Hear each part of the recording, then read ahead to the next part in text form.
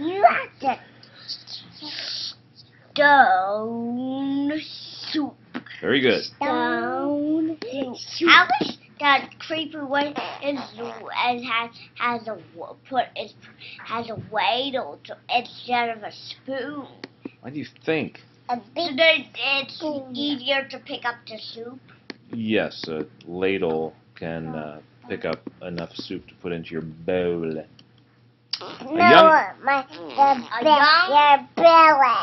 belly. A young man was walking. He walked and he walked. He walked all night and he walked all day. He was tired and he was hungry. At last he came to a big house. What a fine house, he said. There will be plenty of food for me here. He knocked on the door. An old lady opened it. Good lady, said the young man, I am very hungry. Can you give me something to eat? I have nothing for you, said the little old lady. I have nothing in the house. I have nothing in the garden. And she began to close the door. Stop, said the young man. If you will not give me something to eat, will you give me a stone? A stone, said the little old lady. What will you do with a stone? You cannot eat a stone. Ah, said the young man, I can make soup from a stone. Now, the little old lady had never heard of that. Make soup from a stone? Fancy that. There are stones in the road, said the little old lady. The young man picked up a round gray stone. This stone will make wonderful soup, he said. Now, get me a pot. The little old lady got a pot. Fill the pot with water and put it on the fire, the young man said.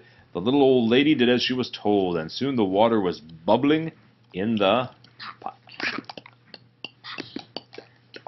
The young man put the round gray stone into the pot. Now we will wait for the stone to cook into soup, he said. The pot bubbled and bubbled. After a while, the little old lady said, the soup is cooking fast.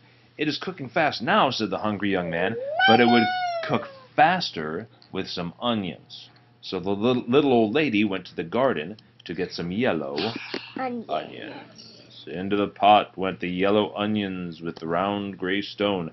Soup from a stone, said the little old lady. Fancy that. The pot bubbled and bubbled. After a while, the little old lady said, this soup smells good. It smells good now, said the hungry young man, but it would smell better with some carrots. So the little old lady went out to the garden and pulled up all the carrots she could carry. Into the pot went the long, thin carrots with the yellow onions and the round gray stone. Soup from a stone, said the little old lady. Fancy that. All of them. She's getting all of them. The pot bubbled and bubbled. After a while, bubbled. After a while, the little old lady said, this soup tastes good. It tastes good now, said the hungry young man, but it would taste better with beef bones. So the little old lady and some beans. So the little old lady went to get some juicy beef bones. Into the pot with the juicy beef bones and the long thin carrots. Beef? You know what beef is? Beef. Somebody tell her what beef is. And the long thin carrots and the yellow onions and the round gray stone. Soup from a stone, said the little old lady. Fancy that. The pot bubbled and bubbled. After a while, the little old lady said, this soup is fit for a prince.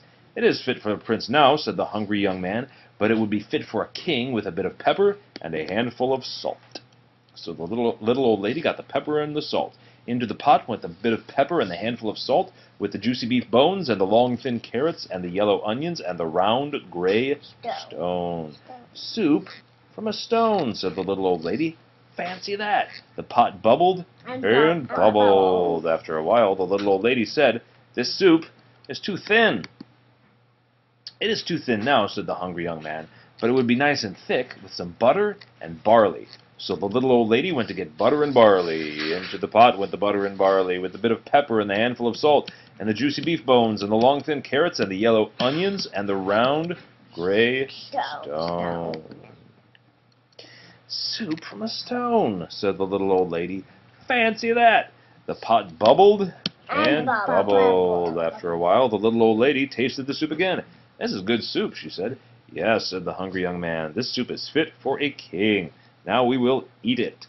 "Stop," said the little old lady. "The soup is indeed fit for a king. Now I will set a table fit for a king."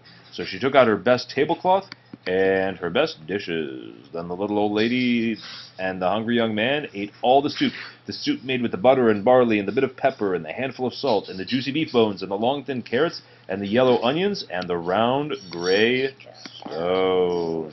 "Soup from a stone," said the little old lady. "Fancy that. Now I must be on my way," said the young man. He took the stone out of the pot and put it into his pocket. "Why are you taking the stone?" said the little old lady. "Well," said the young man, the stone is not cooked enough. I will have to cook it some more tomorrow." And the young man said goodbye. He walked down the road. He walked and he walked. "What a fine supper I will have tomorrow," he said to himself. "Soup from a stone. Fancy that." Let's do another one.